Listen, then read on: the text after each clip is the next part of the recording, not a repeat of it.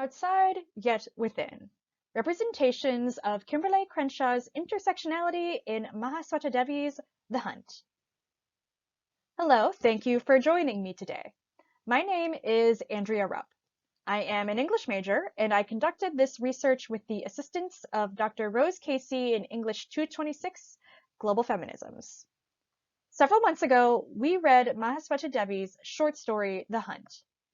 The Hunt follows Mary Oraun, an Adivasi, or tribal woman, in a small village in India's mountain region as she navigates a complex post-colonial environment.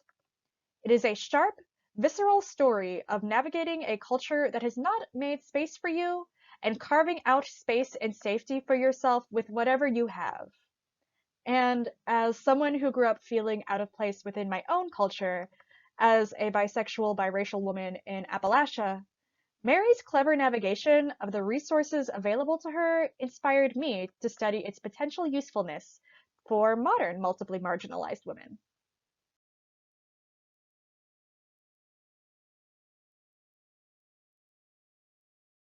Of course, before I begin my argument, it's important that you know what The Hunt is, as well as a little about its historical and social contexts. The Hunt was published in 1979 by Indian woman writer and activist Mahasweta Devi. The story is set in the same time period in a small mountain village named Karura. Within Karura live a group of Adivasi, or indigenous Indian, people. Within India's class-based social hierarchy, Adivasi people are heavily stigmatized and often seen as backward. This discrimination stems from Britain's colonization of the region, which only ended in 1947, merely 30 years before this story takes place.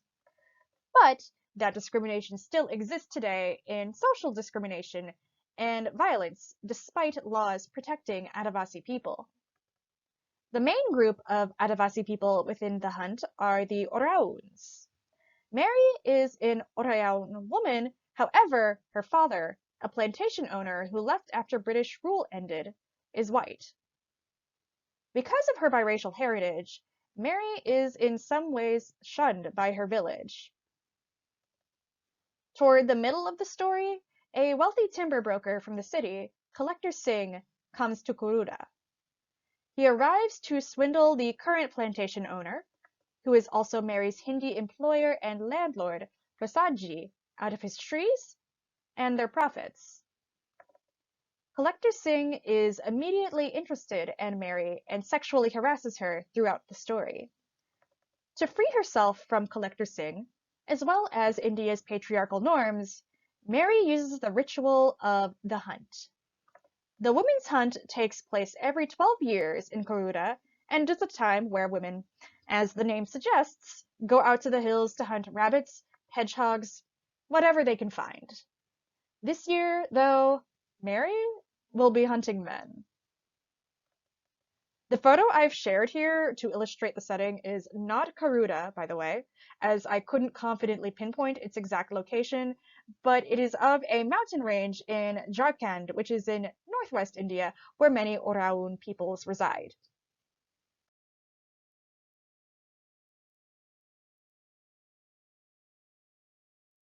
Before we dive into the meat of this analysis, I'd like to introduce a couple important terms. The first is patriarchy, as I just used a moment ago. Patriarchy is a society structured upon male power and influence. India is a patriarchal society, as are many countries, including the United States. Next is marginalization.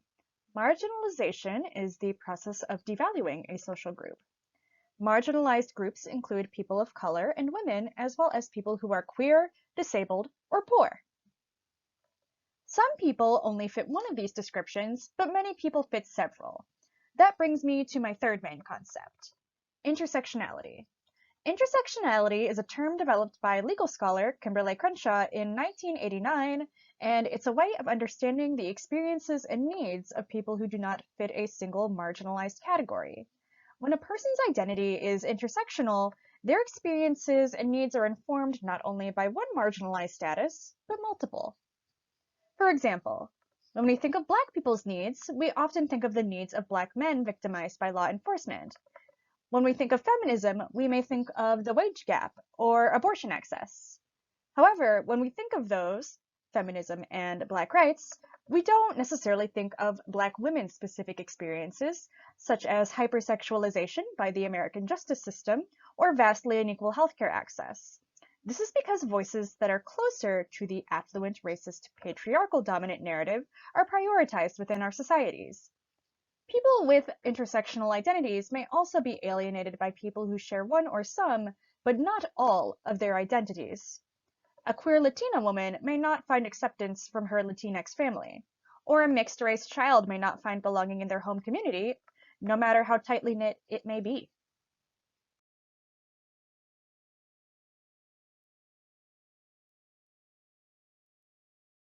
Today, I'm arguing that Mary's intersectional identity and her consequential ability to adapt to different societal roles allows her to navigate a complex environment rife with patriarchal danger and interethnic discrimination. And Mary's liberation provides a metaphorical example of liberation for multiply marginalized women today. To prove this, I have engaged in close reading of The Hunt, and I have identified and analyzed the significance of Mary's intersectional identity in her background and choices. To support my work, I have also referenced Kimberlé Crenshaw's Mapping the Margins, Intersectionality, Identity Politics, and Violence Against Women of Color, as well as Indian scholar Rekha's The Poetics and Politics of Space, a reading of Mahasweta Devi's Subaltern Stories.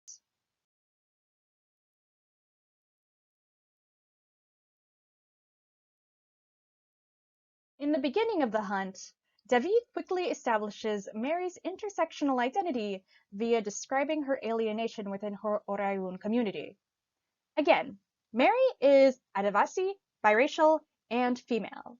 In a hierarchical society in which all these groups are oppressed, Mary is multiply so. This does not mean that she is hated or completely shunned. She is actually beloved throughout her village of Kuruda, since she acts as a sort of Robin Hood for them. She steals food and spices from Prasadji to provide feasts for the rest of the town. As you can see in my first quote here, her neighbors quite enjoy her company. Still, Mary is alienated from her community by one significant trait. Her skin, as told in the second quote, is a resistant barrier to young Orayun men. Mary's mother, Bikni, was impregnated by Prasadji's white predecessor. Mary is mixed race, white, and Adivasi. Thus, she is not seen as a true Orayun woman, and she is excluded from some of their cultural practices. This is a double-edged sword. Mary can choose her own husband and get married when she pleases, but the rejection also cements her status as outsider within her community and culture. Mary may have more freedom than other Orayun women, but like many mixed-race people, she still yearns to belong to the community that raised her.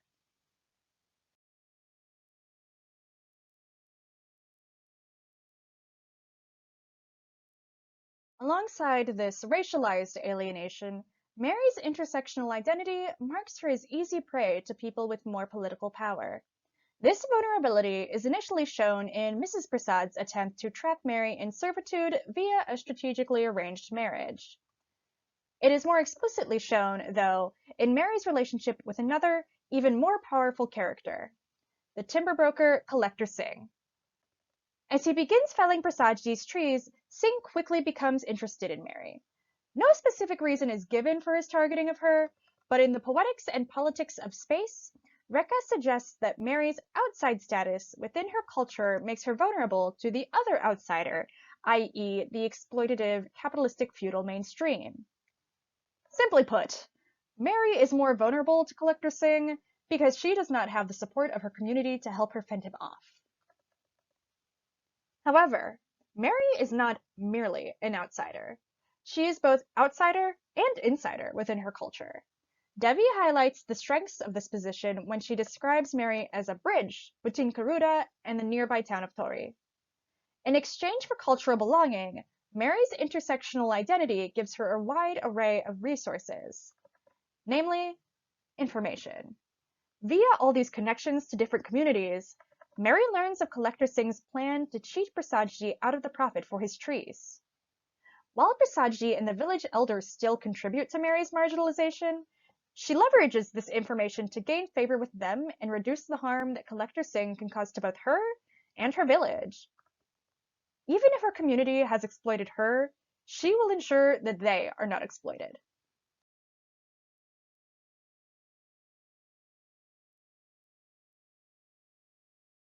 Still, the collector continues to sexually harass Mary, and in this way, Devi shows that misogyny is an ongoing issue in the region. Just as Mary's mother was raped by a white man, so does the collector let Mary know that he plans to assault her too.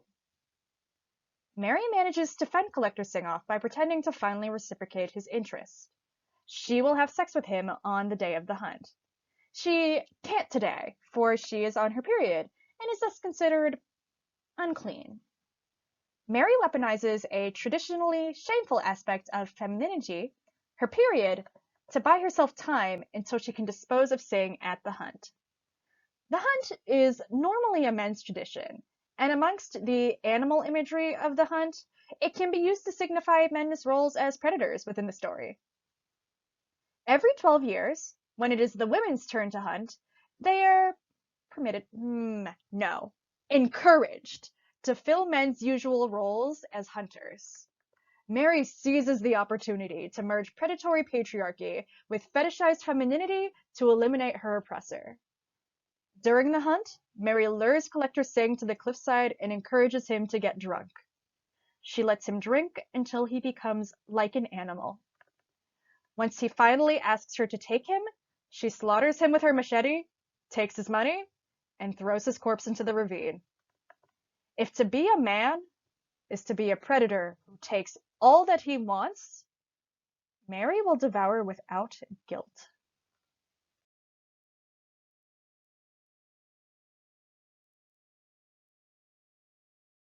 Mary's exploitation of the hunt is not merely a weaponization of her womanhood. By setting the hunt, a time-honored Adivasi tradition, as the stage for her liberation, Mary also reclaims her Orayun culture. This reclamation doesn't mean that Mary accepts the patriarchal practices of her culture, though. Once she has disposed of Collector Singh, she leaves to find Jamil, her Muslim fiancé from Tori. Mary has learned that she can adopt aspects of her identity, or others, without succumbing to the oppressive beliefs held within them.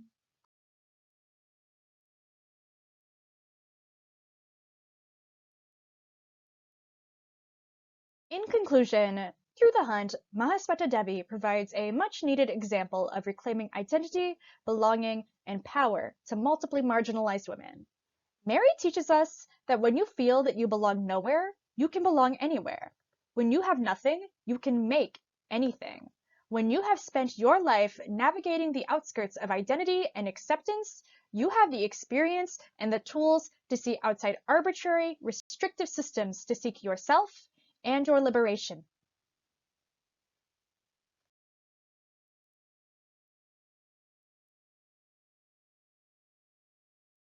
Before I leave you today, I have several acknowledgments.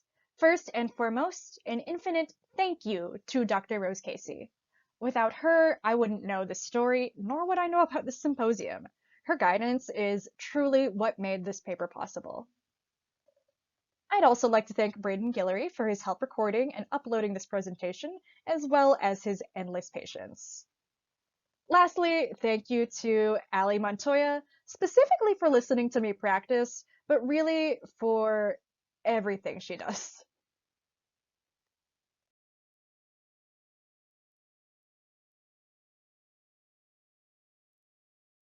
If this presentation was of interest to you, I encourage you to read The Hunt, which is available in the translated collection of Mahasweta Devi's works, Imaginary Maps. Please feel free to leave me comments or questions via the comment function, or you can email me at alrupp@mix.wvu.edu. That is ALRUPP @mix, and you can also see it written out on the first slide. Thank you so much for your time.